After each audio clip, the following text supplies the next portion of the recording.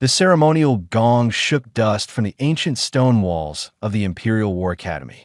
Prince Rethian felt his stomach twist into knots as hundreds of cadets marched through the entrance courtyard. Every dragon around him stood tall and proud, their scales gleaming in the morning light. Their confidence radiated like heat from volcanic vents.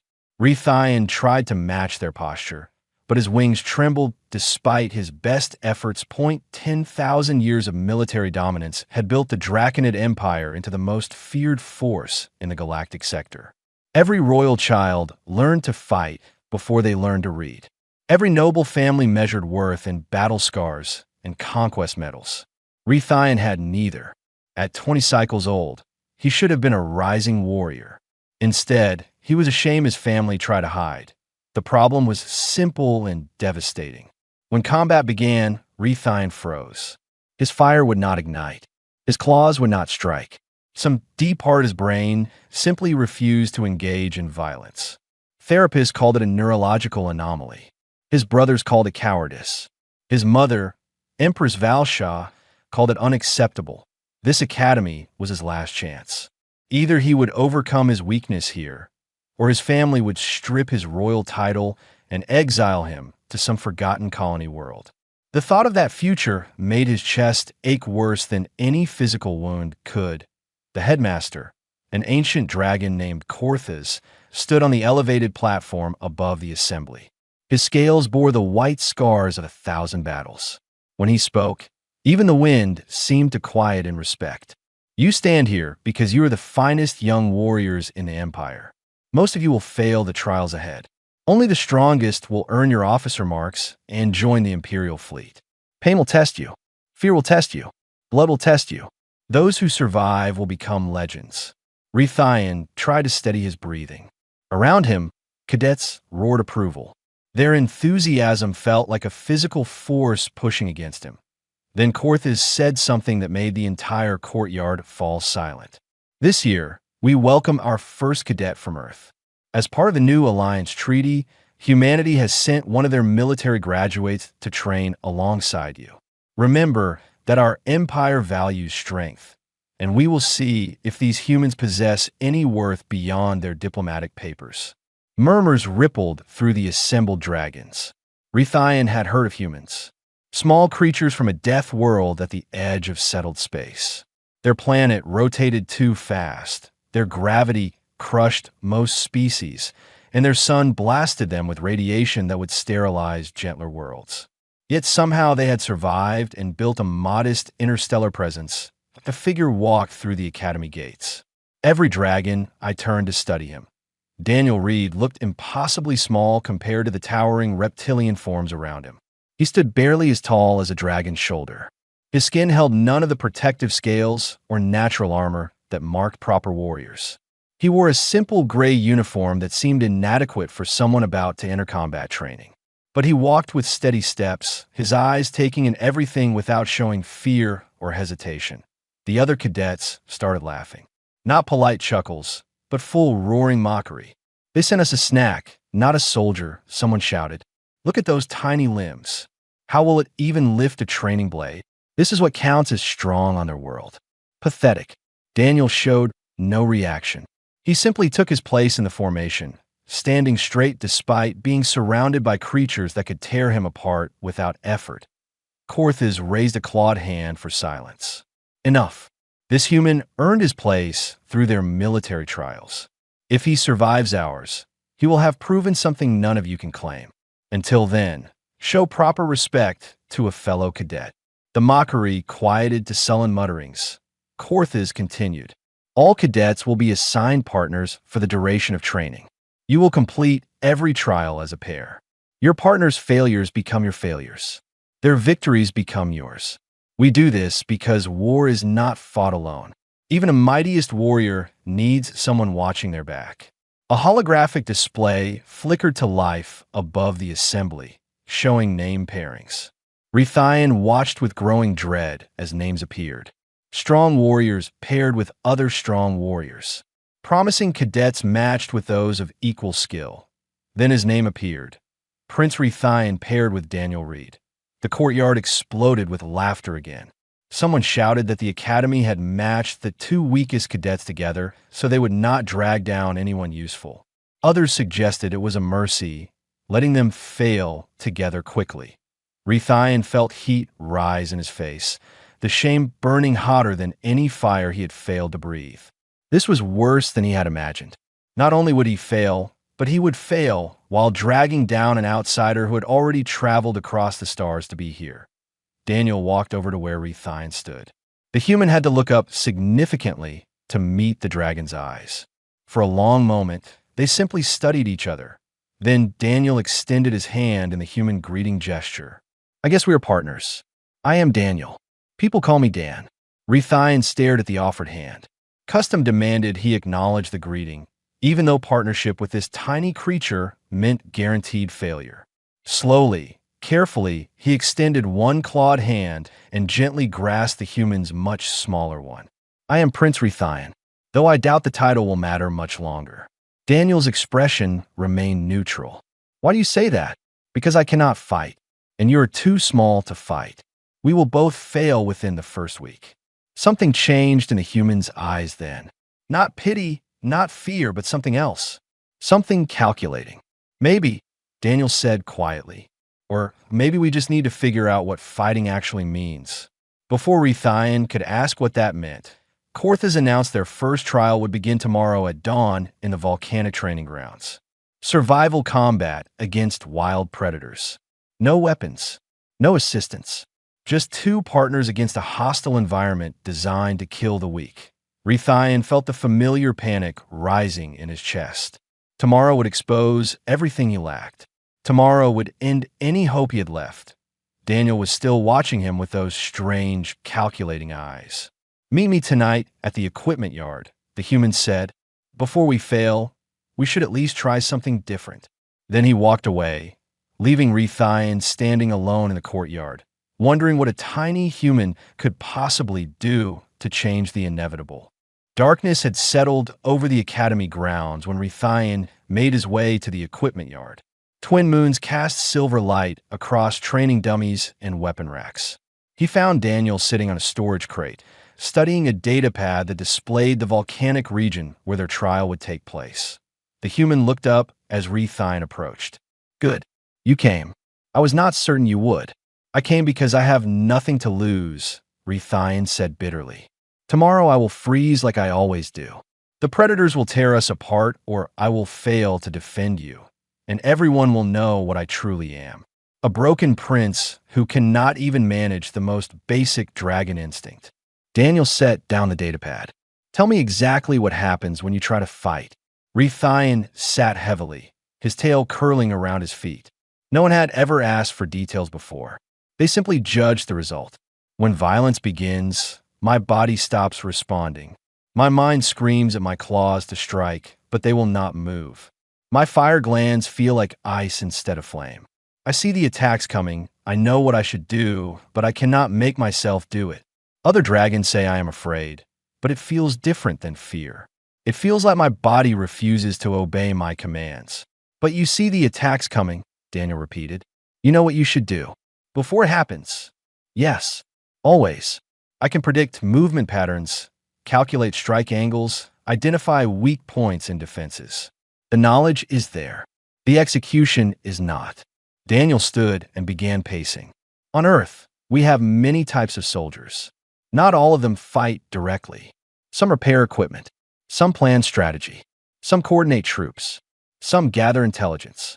All of them are essential to victory.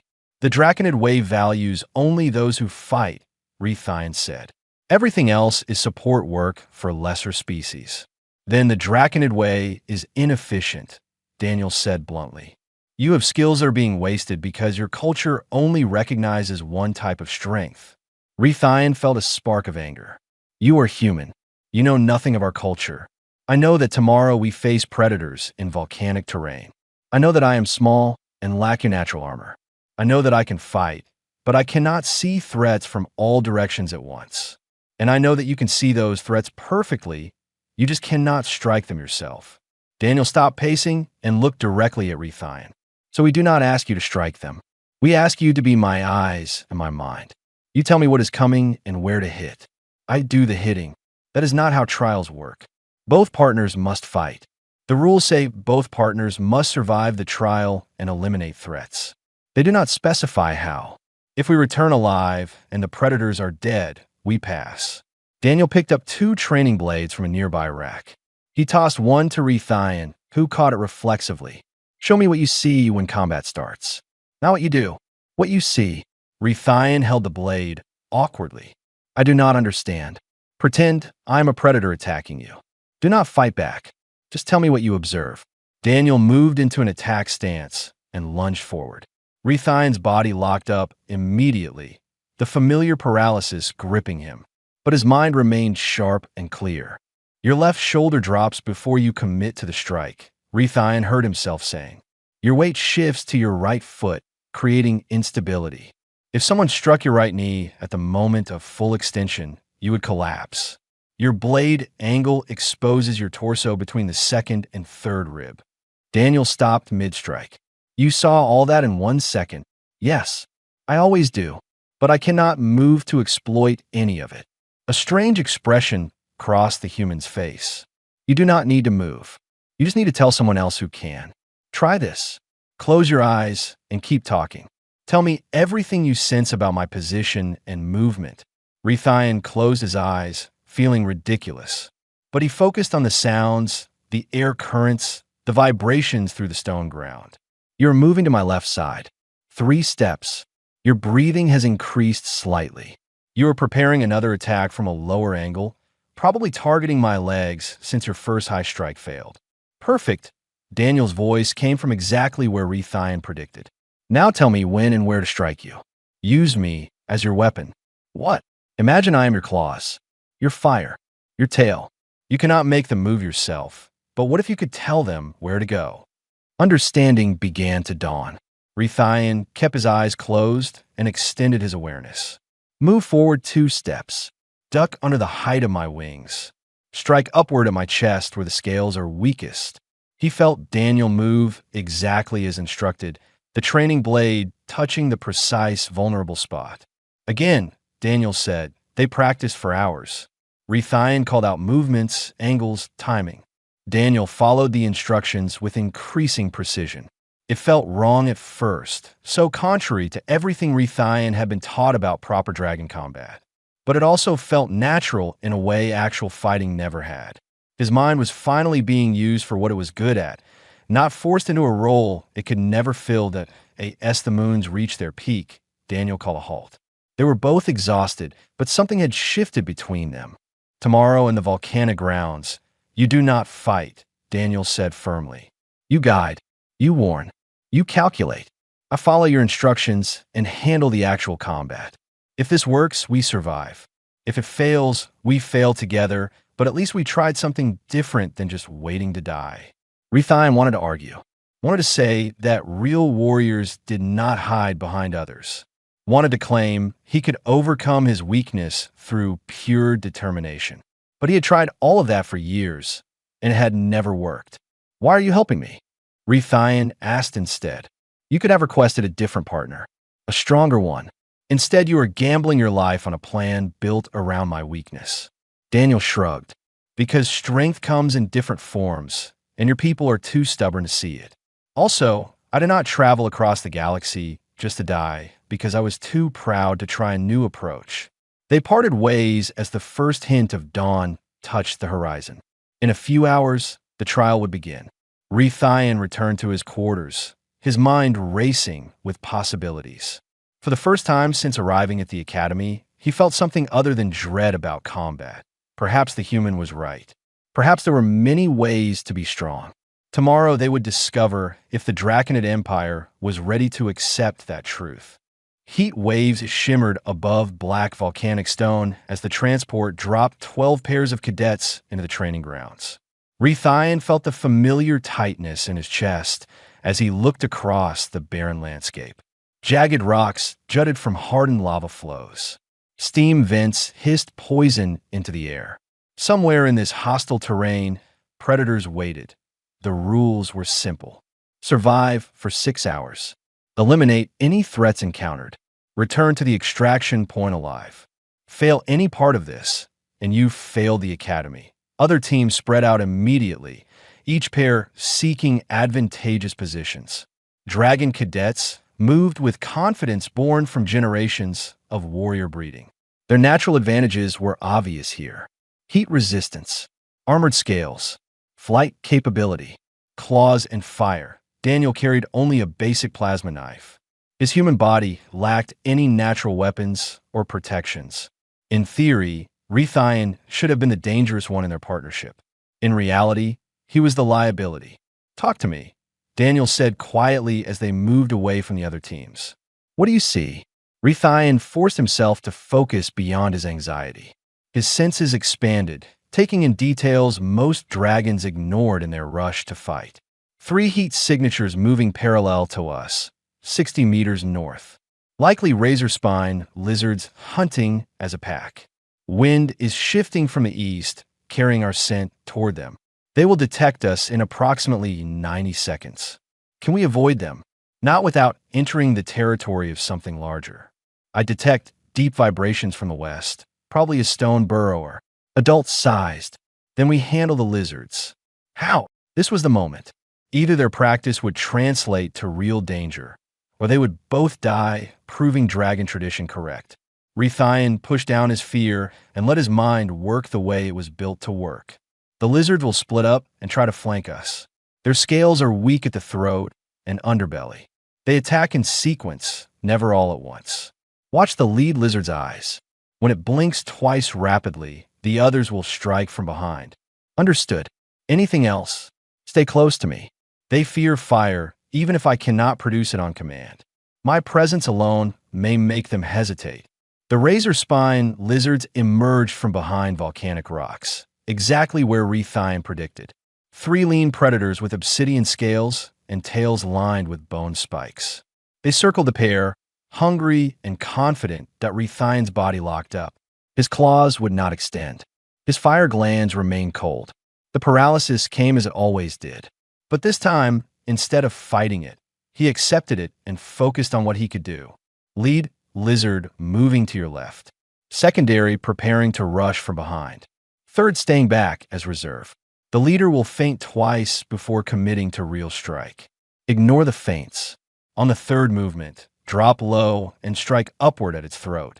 Daniel moved exactly as instructed.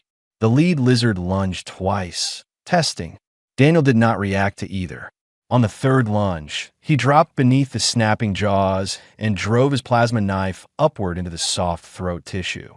The creature collapsed, dead before it hit the ground.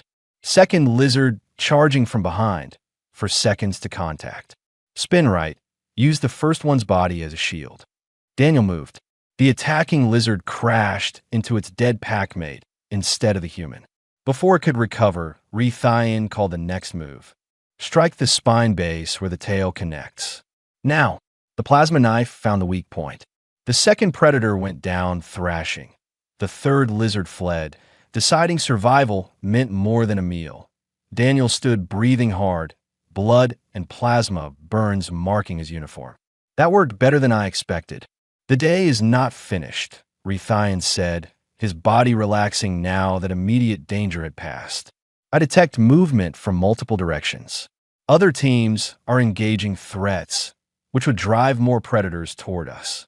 They moved deeper into the volcanic terrain. Again and again, Rethian's predictions proved accurate. He guided Daniel away from unstable ground that would have collapsed.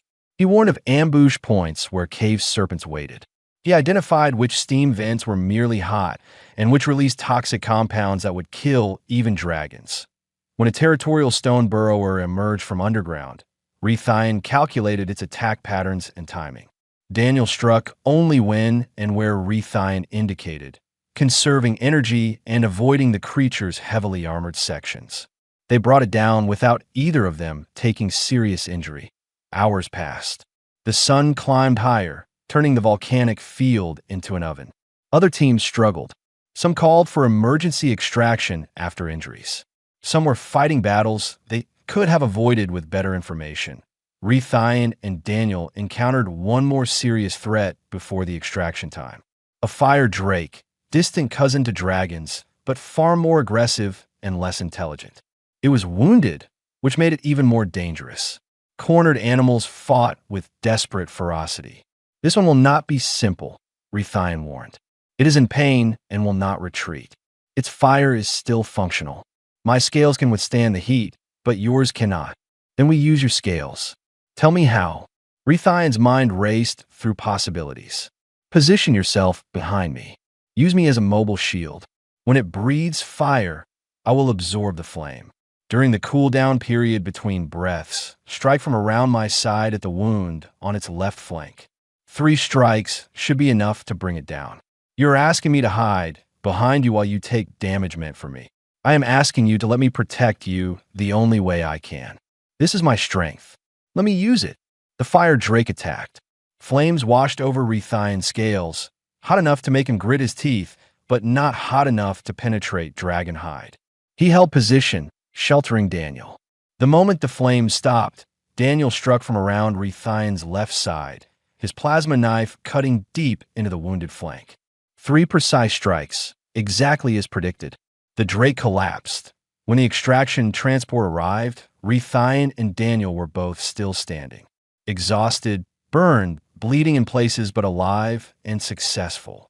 They had eliminated 6 threats and survived 6 hours in terrain designed to kill the weak. The transport pilot, an older dragon instructor, studied them with an unreadable expression. Most impressive partnership work I have seen in years. Whatever you two are doing, keep doing it. As they flew back to the academy, Rethian allowed himself a moment of hope. Maybe this could actually work. Maybe there was a place for someone like him after all. That hope lasted until they landed and saw Prince Gorith waiting for them with murder in his eyes. Prince Gorith stood in the academy courtyard, surrounded by his supporters. He was everything Rethian was not. Massive, aggressive, covered in battle scars despite his young age. His scales were dark red, marking him as descended from the old warrior bloodlines. Where Rethian was third son and often forgotten, Gorith was firstborn and constantly celebrated. Cousin, Gorith's voice carried across the courtyard. I watch your trial results.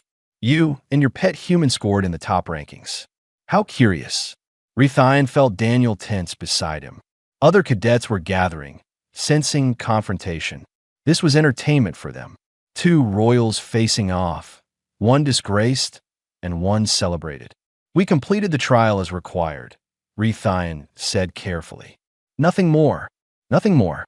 Gorith laughed, a sound like rocks grinding together. You hid behind your partner while he did the actual fighting. You cowered and gave instructions like some soft administrator. That is not the Draconid way. It worked, Daniel said quietly. We survived and eliminated threats. That was the objective. Gorith's eyes fixed on the human with pure contempt. You speak when not addressed, little mammal. Perhaps you have not learned proper respect yet. Or perhaps my cousin has been teaching you bad habits along with bad combat techniques. There is no dishonor in what we did, Rethian said, trying to keep his voice steady. Partnership means using each other's strengths. Partnership means 2 warriors fighting side by side, not one warrior dragging dead weight. Gorith stepped closer. You disgrace our bloodline, Rethian. You always have. But now you are spreading that disgrace by convincing others that your cowardice is somehow acceptable. The crowd murmured agreement. Even some instructors who had gathered to watch looked uncertain. Traditional methods had served the Empire for millennia. What Rethian and Daniel had done might have been effective, but it challenged fundamental beliefs about dragon nature. If you doubt our method, then test it, Daniel said. His voice remained calm, but something hard had entered his tone. Formal challenge. Your partnership against ours. If we lose, you prove your point. If we win, you accept that different approaches have value. Gorith's eyes lit up with vicious pleasure. A formal challenge. Yes. Perfect. This will end your academy career before it truly begins, cousin. And your human will learn what happens to those who forget their place. Headmaster Corthas emerged from the crowd. The ancient dragon's presence commanded instant silence. You would invoke formal challenge rights? This is a serious matter. Both partnerships would be at risk. I accept that risk, Gorith said. My partner is Dravik of the Ironscale clan. We fear no opponent, especially not these two. Dravik stepped forward, a massive Kravik warrior built like a boulder with legs. His species served as heavy infantry in the Imperial forces. Where dragons had flight and fire, Kraviks had raw crushing power and nearly impenetrable stone-like skin. Together, Gorith and Dravik represented overwhelming combat superiority. And you, Prince Rethian? Korthas asked, do you accept this challenge? Rethian wanted to refuse, wanted to walk away. Every instinct screamed that this would end in humiliation or death. But Daniel's hand touched his arm briefly, a gesture of support. I accept, Rethian heard himself say. Korthas nodded gravely. Then it is recorded. The challenge will take place tomorrow at noon in the main arena. Standard duel rules apply. Fight until one partnership yields or cannot continue. Lethal force is permitted but discouraged. The entire academy will bear witness. The crowd erupted in excited chatter. This was unprecedented. Royal blood challenging royal blood in formal combat. The broken prince and his strange human against proven warriors. Everyone want to watch this. That night, Rethian could not sleep. He paced his quarters, wings drooping with anxiety. They had succeeded in the volcanic trial because they faced predictable predators. But intelligent opponents who could adapt and strategize? That was different. And Gorith was not stupid, just traditional. He would be studying their methods, planning counters that a knock at his door interrupted his thoughts. Daniel entered without waiting for permission. You should be resting, Rethian said. So should you, but here we both are. Daniel sat on the stone bench that served as furniture in dragon quarters. You are worried? Of course I am worried. Gorith wants to destroy me. He will not hold back. And Dravik could literally crush you with one hand. Probably, Daniel agreed. So we do not let him get his hands on me. Same as the volcanic trial. You see the threats coming. You guide me around them. I strike when and where you indicate. But they will expect that now. They know our method. Knowing and countering are different things. Answer me this. When you watch combat, can you predict what both sides will do? Rethian considered. Yes. Usually, most fighters fall into patterns. They have favorite techniques, preferred angles of attack, instinctive responses to specific situations. Then you see their moves before they make them. That is an advantage they cannot overcome through raw strength. No matter how strong Gorith is, he cannot hit what he cannot catch. No matter how tough Dravik is, he has vulnerable points that can be exploited. You make it sound simple. It is simple. Not easy, but simple. We do what we are good at. They will do what they are good at. The question is whose strengths matter more in that arena. Daniel stood. Get some sleep. Tomorrow we show the entire academy that their traditions are not the only path to victory. After Daniel left, Rethian did manage a few hours of rest. His dreams were filled with fire and blood, but also with strange new possibilities. Maybe the human was right. Maybe they could win this. Or maybe tomorrow would prove that the old ways were old because they worked, and attempting to change them was just arrogance. Dawn came too quickly. Word had spread beyond the academy. Imperial officials were arriving to witness the duel. Rethian's mother was among them. Empress Valsha sat in the royal observation box, her face unreadable as stone. Rethian stood at the arena entrance with Daniel beside him. Across the sand, Gorith and Dravik waited, both eager for violence. Korthas' voice echoed through the arena. Let the formal challenge begin. Fight with honor. Show us the meaning of strength. The gates opened. Rethian and Daniel stepped into the arena, and everything Rethian had feared and hoped for came down to the next few minutes. Either they would revolutionize Draconid combat doctrine, or they would die proving tradition right. His body was already starting to lock up, but his mind remained clear and sharp. And perhaps, just perhaps, that would be enough. Sand crunched under their feet as Rethian and Daniel moved to their starting position. The arena was ancient, built from volcanic stone and reinforced with metal alloys that could withstand dragon fire. Thousands of battles have been fought here over the centuries. Blood had soaked into the sand so many times that patches of it had fused into dark glass. Gorith and Dravik stood 40 meters away, radiating confidence. Dravik's stone skin gleamed dull gray in the afternoon sun. Gorith's scales rippled red and black. His wings spread wide in an intimidation display. The message was clear. They were predators. Rethian and Daniel were prey. "Stay within 2 meters of me at all times," Rethian said quietly. "I need to be able to shield you if necessary." "Understood. Start calling their moves the moment you see them forming." The signal horn blasted. The duel had begun. Gorith launched himself into the air immediately, using his natural advantage. He would attack from above, while Dravik charged from the ground. Classic Draconid partnership tactics. Overwhelming force from multiple angles, but Rethian saw the pattern forming before it completed. Gorith will dive in 7 seconds, targeting you from the northeast. Dravik is building momentum for a crushing charge. Let them commit, then shift left 3 steps on my signal. Dravik thundered forward, the ground shaking under his massive weight. Gorith folded his wings in dove, claws extended, fire building in his throat. The 2 attacks would converge on Daniel's position simultaneously. "Now," Rethian said. Daniel shifted left exactly 3 steps. Gorith's dive and Dravik's charge met at empty space.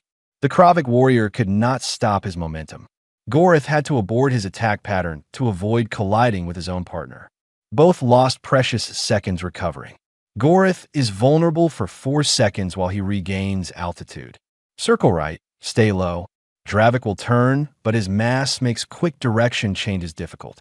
Stay inside his turning radius. Daniel moved like flowing water, always just beyond reach. When Dravik swung a massive fist, Rethian called the timing and Daniel was already gone. When Gorith breathed fire, Rethian positioned himself to absorb it, his scales protecting them both. The crowd began to murmur. This was not what they expected. Where was the glorious combat? Where were the devastating exchanges of power? Instead, they were watching something that looked almost like a dance, with Daniel moving in patterns that made no sense until you realized he was never where the attacks landed. "They are adjusting," Rethian warned. "Gorith is learning our timing. Next dive will be faster and from a different angle. Dravik is trying to corner us against the wall. We need to change approach. What do you recommend?" Rethian's mind calculated a dozen possibilities in an instant. "We stop defending and start attacking. When Gorith dives next, do not dodge. Wait for him. That seems like terrible advice. Trust me." Gorith came in fast and low, talons reaching for Daniel. The human stood his ground. At the last possible instant, Rethian stepped between them, catching his cousin's claws against his own scales. The impact drove him back, but did no real damage. More importantly, it put Gorith on the ground, temporarily grounded. Strike his left wing joint. Now, Daniel's plasma knife flashed out, cutting the vulnerable membrane where wing connected a body. Gorith roared in pain and fury. His flight was not completely disabled, but it was severely compromised. Suddenly, the aerial advantage was gone. Dravik charged again, enraged at seeing his partner injured. But Rethian read the attack forming. He is leading with his right shoulder. His left side is momentarily exposed. Slide under his arm. Strike the nerve cluster at his hip. Daniel moved exactly as directed. The plasma knife found the weak point. Dravik's left leg buckled briefly. Not enough to bring him down, but enough to slow him. They were winning. Actually winning. Not through superior strength, but through superior information and execution. Every move Rethian predicted. Every strike Daniel delivered exactly where and when needed. It was working against intelligent opponents, just as it had worked against mindless predators. Gorith realized it too. His eyes showed something new. Not contempt anymore. Fear. He was being defeated by the cousin he had always dismissed as worthless. Worse, he was being defeated in front of the Empress and the entire academy using methods that violated everything he believed about proper combat. That fear made him desperate, and desperate opponents were the most dangerous. "He is going to use his full fire," Rethian warned. "Not targeted breath, but wide area saturation. He would rather burn us both, even if it means injuring himself in the process. Step behind me." Completely. That will roast you. My scales can handle it. Yours cannot. Do it. Gorith inhaled deeply, his chest glowing orange with internal heat. Then he exhaled everything, a wave of fire that washed across half the arena. Rethian spread his wings and curled his body around Daniel, creating a living shield. The fire was intense, more than Gorith should have been able to produce. It was desperation made manifest, burning away everything including his own energy reserves. When the flames cleared, Rethian's scales were scorched and smoking, but intact. Daniel was unharmed behind him. Gorith was collapsed on the sand, exhausted from the massive expenditure. Dravik stood uncertain, his partner down and his own injuries hampering movement. Yield, Rethian said to his cousin. You have fought well. There is no shame in yield. But Gorith's eyes held only hate. Never. I will not lose to you. I cannot. He tried to rise, stumbled, and fell again. His body would not respond. He had burned through everything he had and found it was not enough. Korth's voice rang out. Prince Gorith is unable to continue. The duel is concluded. Victory to Prince Rethian and Cadet Daniel Reed. Stunned silence filled the arena. Then, slowly, some began to applaud. Not everyone. Many still looked disturbed, uncertain what they had just witnessed. But the applause grew. They had seen something impossible. The broken prince had won. Rethian looked up at the royal box. His mother's expression revealed nothing, but she was watching him with absolute focus. He had finally done something she could not ignore. The question was whether she saw success or abomination. 2 hours after the duel ended, Imperial guards summoned Rethian to the Empress's private chambers. His scales still bore scorch marks from Gorith's desperate fire attack. Medical staff had offered treatment, but Rethian refused. Better to face his mother, showing the cost of victory than to hide it. Daniel tried to accompany him, but the guards refused. Only the prince has been summoned. Empress Valsha sat in the center of the chamber, her presence filling the space like a physical force. She was larger than most dragons, her black scales marked with silver that denoted age and authority. Her eyes held the weight of 10,000 years of imperial history. Kneel, she commanded. Rethian knelt, keeping his head lowered. Look at me. He raised his eyes to meet hers. For a long moment, she simply studied him, her expression unreadable. When you were hatched, the court physicians told me you were weak, smaller than your brothers, slower to develop. I kept you alive because royal blood has value even when diluted. I sent you here believing you would fail quickly and I could quietly remove you from the succession line without controversy. She paused. You were supposed to fail. I apologize for surviving, Mother. Do not be flippant. What I witnessed today disturbs me greatly. You won a formal duel without fighting. You relied entirely on that human to execute combat while you hid behind scales and gave instructions. This contradicts everything our empire is built upon. It worked, Rethian said quietly. We won. Yes, you won. That is precisely what disturbs me. Valsha stood and began pacing. For millennia, our strength has been individual warrior prowess. Every dragon learns to fight alone because that is our nature. We are apex predators. We do not need coordination because we are each dangerous enough without it. Your method suggests that approach is inferior, not inferior, incomplete. The Empress's eyes narrowed dangerously. Explain. Rethian chose his words carefully. Draconid warriors are formidable alone. But imagine an army where each warrior had someone like me coordinating their movements, predicting enemy actions, optimizing strike patterns. Imagine combining our natural advantages with strategic thinking and real-time tactical adjustment. We would be unstoppable. We are already unstoppable. Then why do smaller species occasionally defeat us? Why do conflicts drag on when our power should end them quickly? Because we fight as individuals who happen to share a battlefield. We do not fight as true integrated forces. Valsha was silent for a long moment.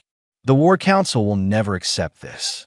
They will say you are trying to make warriors soft, that you are teaching dragons to doubt their instincts. I am not asking them to accept it immediately. I am asking for permission to prove it works consistently. Let Daniel and I continue as we are. If we fail future trials, then tradition is validated. If we succeed, perhaps others will see value in different approaches. You asked me to let you continue being weak. I ask you to let me continue being what I actually am instead of trying to force me into something I can never be. Rethian met his mother's eyes directly. You have two other sons who are perfect traditional warriors. Let them be that. Let me be something else, something the Empire needs, but does not yet know it needs. The Empress turned away, looking out the window at the Academy ground below. Your human spoke to the War Council while you were being treated. He was remarkably bold for something so small. He told them that Earth's military succeeds because they use specialists. Engineers, medics, pilots, infantry, intelligence officers. Each type has different skills. Each type is essential. He suggested the Draconid Empire is handicapping itself by demanding every warrior be identical. What did the council say? Half wanted to throw him out an airlock for insolence. The other half could not argue with his logic, which made them angry in a different way. Valsha turned back to face him. I'm going to do something unprecedented. I am creating a new role within the Imperial military structure. Strategic coordinator. Someone who guides warriors but does not necessarily fight directly. You will be the first to hold this title. If you succeed in future trials and eventually in real combat, others like you will have a path forward. If you fail, the position will be eliminated and you will be exiled as originally planned. Rethian felt his chest tighten with something between hope and terror. You are giving me a chance. I'm giving you rope to either climb or hang yourself. Do not waste it. She gestured dismissal. Return to your training. The Academy is extending your trials. You will face scenarios specifically designed to test whether your method has genuine value or was simply lucky against Gortha's pride. Rethian stood and bowed deeply. Thank you, Mother. Do not thank me yet. What comes next will be harder than anything you have faced. The War Council is not convinced. The traditional families are actively hostile to your approach. You will have enemies working against you at every step. And if real combat comes, you will face opponents who will not be as predictable as training scenarios. She was right, of course. Victory in one duel did not change an entire military culture. But it was a beginning, a crack in the wall of tradition that had trapped him his entire life. Rethian found Daniel waiting outside the royal chambers. The human looked up as he emerged. Well, we continue. With official support, though not necessarily official approval. Daniel smiled. Good enough. Let us see how much we can accomplish before they decide to stop us. They walked back toward the cadet quarters together. Around them, other cadets watched with mixed expressions. Some showed respect. Others showed contempt. A few showed curiosity, wondering if perhaps this strange partnership had discovered something valuable. That night, Rethian stood on the balcony of his quarters, looking up at the stars. Somewhere out there, the galaxy continued spinning, full of dangers and opportunities. The Draconid Empire had ruled through strength for 10,000 years.